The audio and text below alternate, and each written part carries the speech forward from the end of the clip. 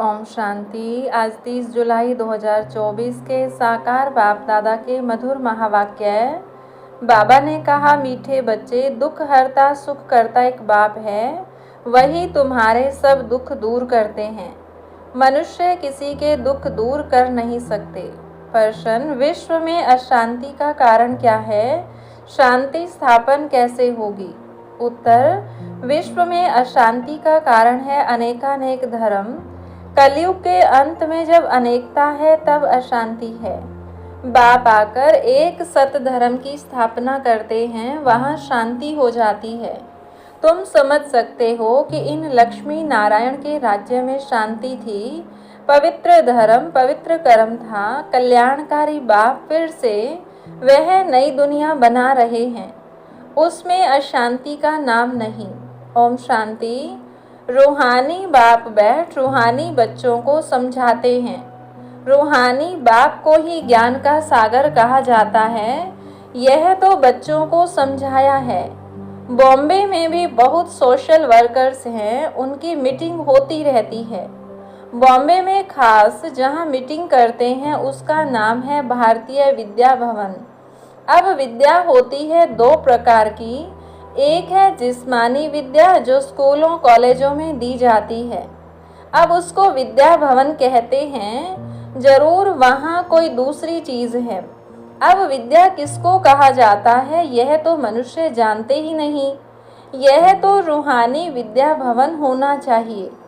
विद्या ज्ञान को कहा जाता है। परमपिता परमात्मा ही ज्ञान सागर है।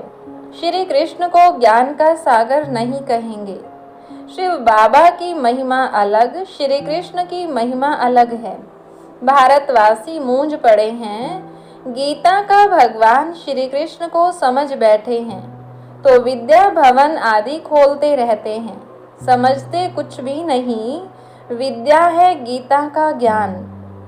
वह ज्ञान तो है ही एक बाप में, जिसको ज्ञान का सागर कहा जाता है, जिसे मनुष्य मात्र जानते नहीं हैं। भारतवासियों का धर्मशास्त्र तो वास्तव में है ही एक सर्वशास्त्रमयी शिरोमणि भगवत गीता। अब भगवान किसको कहा जाए वह भी इस समय भारतवासी समझते नहीं। या तो श्री कृष्ण को कह देते हैं, या राम को, या अपने को ही परमात्मा कह देते। अब तो समय भी तमो प्रधान है। रावण राज्य है ना। तुम बच्चे जब किसको समझाते हो तो बोलो, शिव भगवान उवाच। पहले तो यह समझें कि ज्ञान सागर एक ही परमपिता परमात्मा, जिसका नाम शिव है। शिवरात्रि भी मनाते हैं, परंतु किसको भी समझ में नहीं आता है। जरूर शिव आया हुआ है तब तो रात्रि मनाते हैं। शिव कौन है यह भी नहीं जानते। बाप कहते हैं, भगवान तो सबका एक ही है, सब आत्माएं भाई भाई हैं। आत्माओं का बाप एक ही परमपिता परमात्मा है, उनको ही ज्ञान सागर कहेंगे। देवताओं में यह ज्ञान है नहीं। कौन सा ज्ञान? रचयिता और रचना के आदि मध्य अंत का ज्ञान कोई मनुष्य मात्र में नहीं है। कहते भी हैं प्राचीन ऋषि मुनि नहीं जानते थे।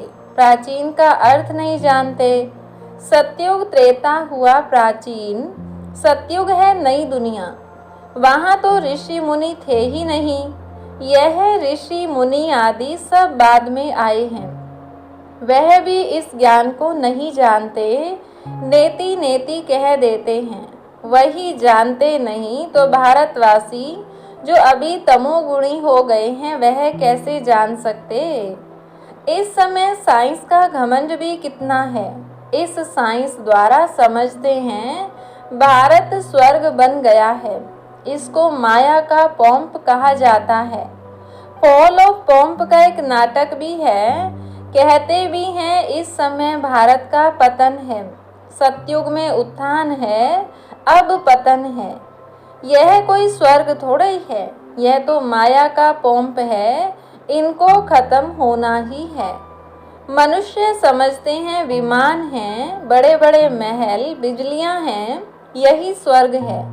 कोई मरता है तो भी कहते स्वर्गवासी हुआ। इससे भी समझते नहीं कि स्वर्ग गया तो जरूर स्वर्ग कोई और है ना। यह तो रावण का पोंप है। बेहद का बाप स्वर्ग की स्थापना कर रहे हैं। इस समय है चट्टा बेटी माया और ईश्वर की, आसुरी दुनिया और ईश्वरीय दुनिया की। यह भी भारतवासियों को समझाना पड़े। दुख तो अर्जुन बहुत आने वाले हैं, अथाह दुख आना है।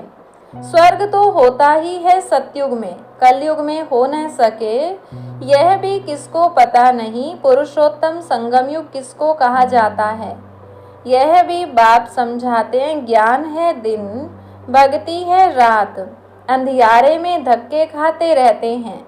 भगवान से मिलने के लिए कितने वेद शास्त्र आदि पढ़ते हैं। ब्रह्मा का दिन और रात, सो ब्राह्मणों का दिन और रात। सच्चे मुख वंशावली ब्राह्मण तुम हो, वह तो है कलयुगी कुख वंशावली ब्राह्मण। तुम हो पुरुषोत्तम संगम युगी ब्राह्मण। यह बातें और कोई नहीं जानते। यह बातें जब समझें तब बुद्धि में आए कि यह हम क्या कर रहे हैं।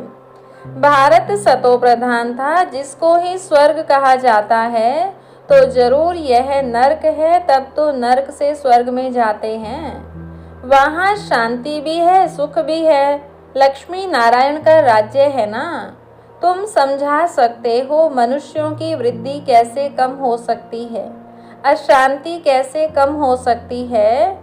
अशांति है ही पुरानी दुनिया कलयुग में, नई दुनिया में ही शांति होती है। स्वर्ग में शांति है ना, उनको ही आदि सनातन देवी देवता धर्म कहा जाता है। हिंदू धर्म तो अभी का है, इनको आदि सनातन धर्म नहीं कह सकते। यह तो हिंदुस्तान के नाम पर हिंदू कह देते हैं। आदि सनातन देवी देवता धर्म था, वहाँ कंप्लीट पवित्रता, सुख, शांति, हेल्थ, वेल्थ आदि सब था। अभी पुकारते हैं हम पतित हैं, हे पतित पावन आओ। अब प्रश्न है पतित पावन कौन? श्री कृष्ण को तो नहीं कहेंगे। पतित पावन परमपिता परमात्मा ही ज्ञान का सागर है, वही आकर पढ़ाते हैं। ज्ञान को पढ़ाई कहा जाता है, सारा मदार है गीता पर। अभी तुम प्रदर्शनी, म्यूजियम आदि बनाते हो, लेकिन अभी तक बीके का अर्थ नहीं समझते। समझते हैं यह कोई नया धर्म है, सुनते हैं समझते कुछ नहीं। बाप ने कहा है बिल्कुल ही तमो प्रधान पत्थर बुद्धि हैं। इस समय साइंस घमंडी भी बहुत बन गए हैं। साइंस से ही अपना विनाश कर लेते हैं तो पत्थर बुद्धि कहेंगे ना, पारस बुद्धि थोड़े ही कहेंगे। बॉम्ब आदि बनाते हैं अपने विनाश के लिए। ऐसे नहीं शंकर कोई विनाश करता है, नहीं, इन्होंने अपने विनाश के लिए सब बनाया है।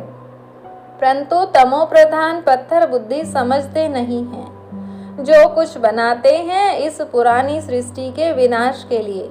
विनाश हो तब फिर नई दुनिया की जय जयकार हो। वह तो समझते हैं स्त्रियों का दुख कैसे दूर करें, परंतु मनुष्य थोड़े किसका दुख दूर कर सकते हैं। दुख हरता सुख करता तो एक ही बाप है। देवताओं को भी नहीं कहेंगे। श्री कृष्ण भी देवता हो गया, भगवान नहीं कह सकते। यह भी समझते नहीं। जो समझते हैं वह ब्राह्मण बन औरों को भी समझाते रहते हैं।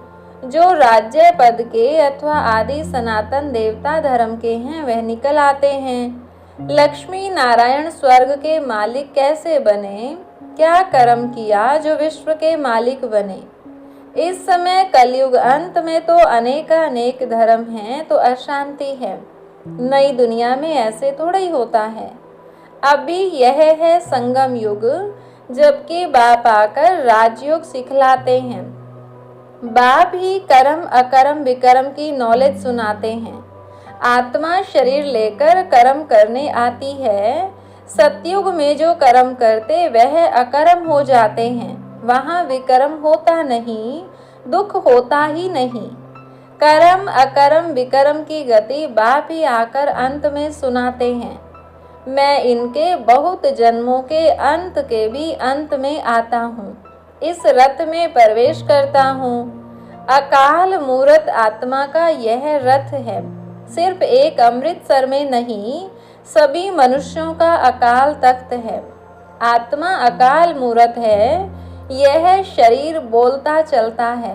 अकाल आत्मा का यह चैतन्य तख्त है।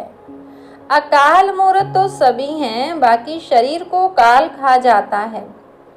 आत्मा तो अकाल है, तख्त तो खल्लास कर देते हैं। सतयुग में तख्त कोई बहुत थोड़े ही होते हैं। इस समय करोड़ों आत्माओं के तख्त हैं। अकाल आत्मा को कहा जाता है। आत्मा ही तमो प्रधान से सतो प्रधान बनती है। मैं तो एवर सतो प्रधान पवित्र हूँ। भल कहते हैं प्राचीन भारत का योग, परंतु वह भी समझते हैं श्री कृष्ण ने सिखाया था। गीता को ही खंडन कर दिया है। जीवन कहानी में नाम बदल दिया है। बाप के बदले बच्चे का नाम डाल दिया है। शिवरात्रि मनाते हैं, परंतु वह कैसे आते हैं यह जानते नहीं हैं। शिव है ही परमात्मा, उनकी महिमा बिल्कुल अलग है। आत्माओं की महिमा अलग है। बच्चों को यह पता है राधे कृष्ण ही लक्ष्मी नारायण हैं। लक्ष्मी नारायण के दो रूप को ही विष्णु कहा जाता है। फर्क तो है नहीं। बाकी 4 भुजा वाला 8 भुजा वाला कोई मनुष्य होता नहीं है। देवताओं आदि को कितनी भुजाएं दे दी हैं, समझाने में समय लगता है। बाप कहते हैं मैं हूँ ही गरीब निवाज, मैं आता भी तब हूँ जब भारत गरीब बन जाता है। राहु का ग्रहण बैठ जाता है। बृहस्पति की दशा थी, अब राहु का ग्रहण भारत में तो क्या सारे वर्ल्ड पर है। इसलिए बाप फिर भारत में आते हैं, आकर नई दुनिया स्थापन करते हैं, जिसको स्वर्ग कहा जाता है। भगवान उवाच मैं तुमको राजाओं का राजा डबल सिरताज स्वर्ग का मालिक बनाता हूँ। 5000 वर्ष हुआ जबकि आदि सनातन देवी देवता धर्म था, अभी वह है नहीं। तमो प्रधान हो गए हैं। बाप खुद ही अपना अर्थात रचयिता और रचना का परिचय देते हैं। तुम्हारे पास प्रदर्शनी म्यूजियम में इतने आते हैं, समझते थोड़े ही हैं। कोई विरले समझकर कोर्स करते हैं। रचयिता और रचना को जानते हैं। रचता है बेहद का बाप, उनसे बेहद का वर्षा मिलता है। यह नॉलेज बाप ही देते हैं। फिर राजाई मिल जाती है तो वहाँ नॉलेज की दरकार नहीं।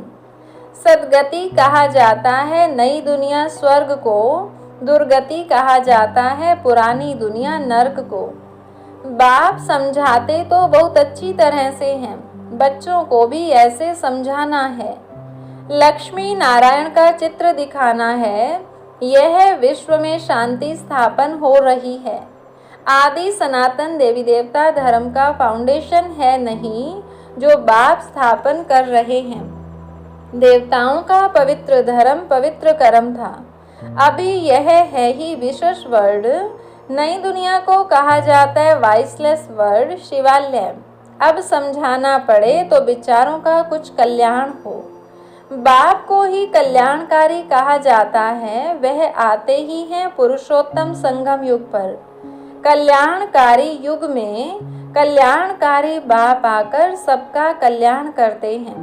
पुरानी दुनिया को बदल नई दुनिया स्थापन कर देते हैं। ज्ञान से सद्गति होती है। इस पर रोज टाइम लेकर समझा सकते हो। बोलो, रचता और रचना के आदि मध्य अंत को हम ही जानते हैं। यह गीता का एपिसोड चल रहा है, जिसमें भगवान ने आकर राजयोग सिखाया है, डबल सिरताज बनाया है।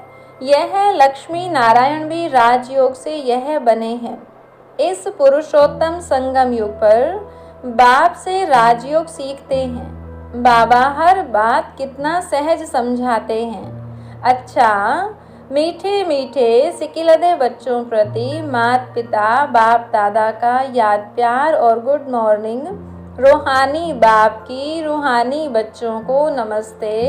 रूहानी बच्चों की रूहानी बाप दादा को नमस्ते। धारणा के लिए मुख्य सार। पहली पॉइंट, राजयोग की पढ़ाई सोर्स ऑफ इनकम है, क्योंकि इससे ही हम राजाओं का राजा बनते हैं। यह रूहानी पढ़ाई रोज पढ़नी और पढ़ानी है। दूसरी पॉइंट, सदा नशा रहे कि हम ब्राह्मण सच्चे मुख वंशावली हैं। हम कलयुगी रात से निकल दिन में आए हैं। यह है कल्याणकारी पुरुषोत्तम युग। इसमें अपना और सर्व का कल्याण करना है। वरदान, हर श्रेष्ठ संकल्प को कर्म में लाने वाले मास्टर सर्वशक्तिमान भव। मास्टर सर्वशक्तिमान माना संकल्प और कर्म समान हो। अगर संकल्प बहुत श्रेष्ठ हो और कर्म संकल्प प्रमाण न हो तो मास्टर सर्वशक्तिमान नहीं कहेंगे। तो चेक करो, जो श्रेष्ठ संकल्प करते हैं वो कर्म तक आते हैं या नहीं। मास्टर सर्वशक्तिमान की निशानी है कि जो शक्ति जिस समय आवश्यक हो वो शक्ति कार्य में आए। स्थूल और सूक्ष्म सब शक्तियाँ इतना कंट्रोल में हो जो जिस समय जिस शक्ति की आवश्यकता हो उसे काम में लगा सके। स्लोगन, ज्ञानी तो आत्मा बच्चों में क्रोध है तो इससे बाप के नाम की ग्लानि होती है। अच्छा, ओम शांति।